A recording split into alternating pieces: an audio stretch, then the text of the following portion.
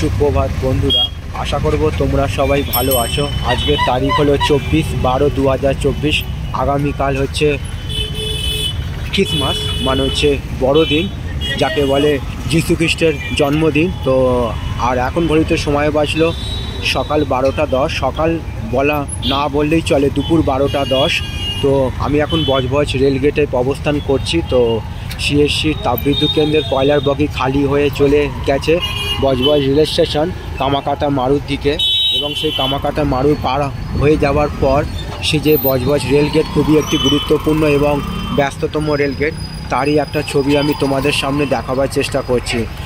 কেন সোজা চলে যাচ্ছে প্যালেস্টার মোড় থেকে হয়ে চরিয়াল একদিকে, আর একদিকে বাটা, আর অপর দিকে চলে যাচ্ছে বজবজ রেল স্টেশন কামাকাটা মারু বজবজ। আর বজবজ স্টেশন থেকে যাত্রী আবার কিছু চলে যাচ্ছে বজবজ ফেরিঘাটে, যেখানে বাউরিয়া থেকে বজবজ এবং বজবজ থেকে বাউরিয়া ফেরিঘাট চলাচল করে।